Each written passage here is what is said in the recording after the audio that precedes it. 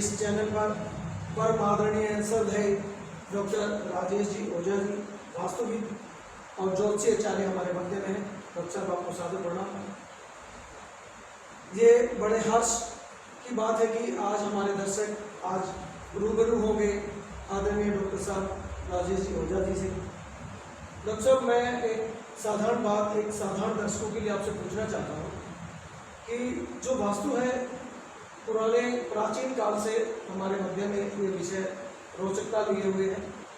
जैसे लोगों को रात को नींद नहीं आती, बेचैनी रहती, जैसे अनिद्रा जिसको बोलते हैं,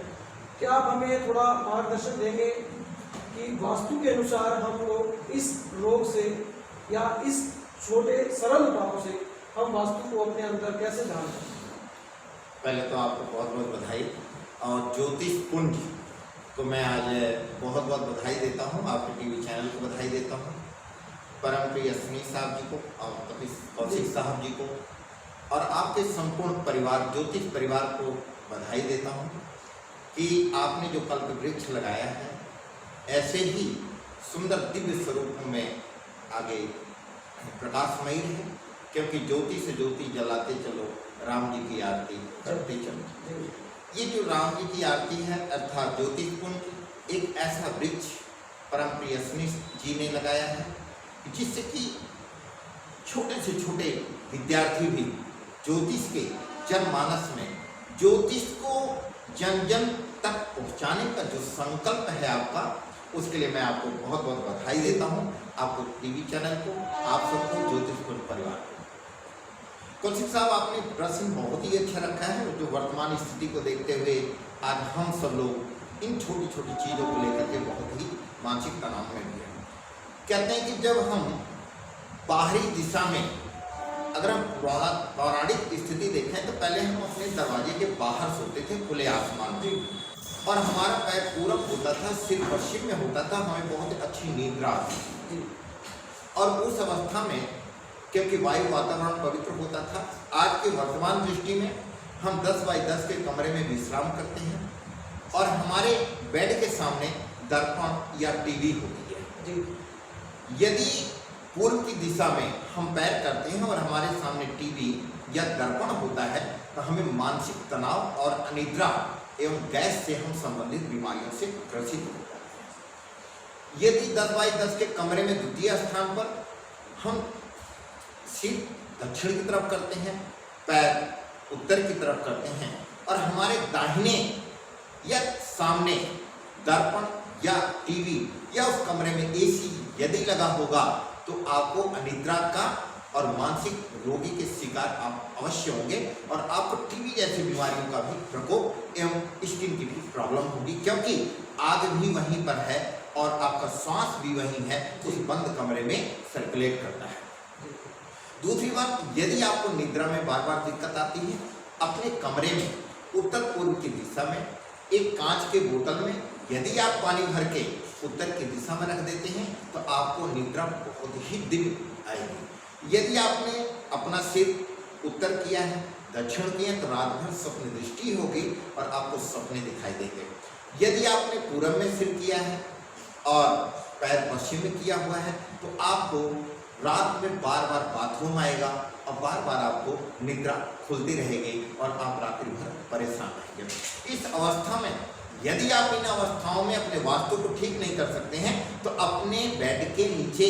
या कमरे में उत्तर पूर्व या पश्चिम की दिशा में यदि 5 मोर का पंख लगाते हैं तो आपको निद्रा में कोई दिक्कत नहीं होगी और आप गैस्ट्रिक आदि की दिक्कतों से बच जाएंगे। इस प्रकार से यदि मोर का पंख आप लगाते हैं और अपने कमरे में गंगा जल का छिड़काव करते हैं या मेडिटेशन गायत्री मंत्र का पाठ करके उच्चारण करके आप सोते हैं तो आप बहुत ही अच्छी निद्रा आएगी और आप प्रातःकाल एक उत्तम तरीके से आप सुयोग होकर के आप पुनः अपने कार्य को प्रारंभ करते हैं। तो यदि इस कार्य को करते हैं तो हमें लाभ की प्राप्ति होती है। बहुत शानदार। और दूसरी बात मैं ये कहना चाहूँगा कि वास्तु जो लागू होता है वो 250 गज से प्रारंभ होता है। 50 गज में, 30 गज में, 60 गज में या 70-80 गज में कोई भी वास्तु लागू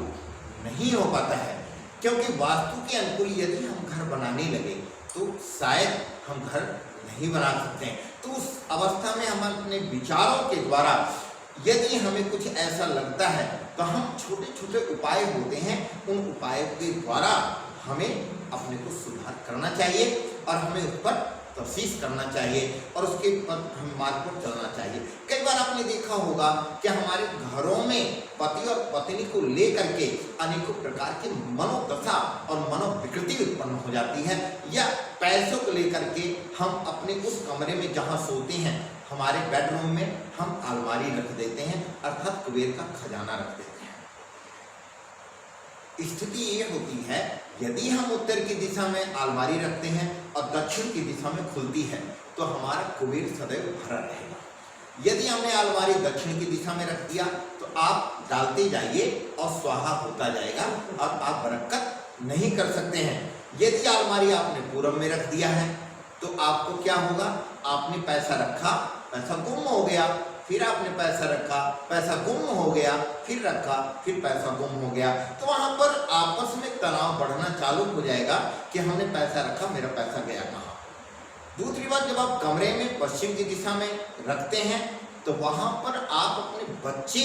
और अपने परिवार की बीमारियों के विषय में उस अलमारी से पैसे बार बार निकालते रहेंगे और धन को लेकर के अनेकों प्रकार की विचारधारा आपकी परिवर्तित होती रहेगी और आपको बहुत सारी मानसिक दशाओं से गुजरना पड़ेगा। इसलिए अब जब आप कमरे में सोते हैं, कई बार हमारे कमरों में टाड़ आता है, जैसे आपको पता है लेंटर लोग डाल के रखते हैं,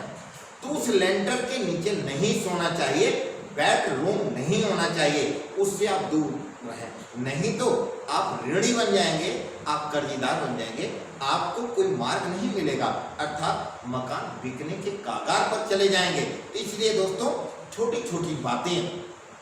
हमें ध्यान रखना है, क्योंकि ज्योतिष आपका भाग्य बदल सकता है, परंतु ज्योतिष को माने और ज्योतिष के मार्ग पर चलें। ज्योतिष सत्य है, ज्योतिष कर्ता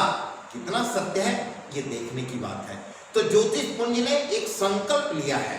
कि मैं जन जन तक ज्योतिष और वास्तु विज्ञान आयुर्वेद लोगों के जन जन तक पहुंचाने का जो संकल्प है, इसके लिए मैं परम प्रिय श्री अश्विनी गौतम जी को, सपरिवार को, अपनी कौशिक साहब को और देवी जी को बहुत बहुत बधाई देता हूं कि आपकी कामना करता हूं, यस्मिन् सुकृतिनां भवने च लक्ष्मी पापात्मनां कृतर्देत बुद्धिं श्रद्धा सदां कुलजन प्रवरच लज्जां तां तां देवीन परिपालनं च। अनेकों प्रकार से माँ राजराजेश्वरी जी से प्रार्थना करता हूँ कि हे माँ भगवती, इस ज्योतिष पुंज कल्प वृक्ष को आपकी कृपा सदैव ऐसे ही प्राप्त होती रहे और यह ज्योतिष पुंज जन जन तक चले और उस ज्योतिष जगत संसार में, उस गंगा अविरल धारा में हमारे समस्त विद्यार्थी जो आए और डुबकी लगाएं, गंगा स्नान करें ज्योतिष पुंज में और जा करके उस गंगा की अविरल धारा की जो रसापान है, ज्योतिष का जो रसापान है, वो जन जन तक पहुंचाने का संकल्प पूर्ण करें। इन्हीं वाणियों के साथ मैं फिर बधाई देता हूँ और तब तक के लिए सभी लोगों को मैं जय माता दी, जय माता दी, जय माता दी। ये थे डॉक्टर ज्योतिर्विद अपने डॉक्टर राजेश जी ओझा जी, जिनके मुखबिर से हमें ये छोटे छोटे उपाय करके ये प्राप्त हुआ कि कैसे वास्तु हमारी ज़िंदगी का अहम हिस्सा है और ये हमारी ताउम्र ज़िंदगी में हमारे साथ चलने वाला एक हिस्सा है,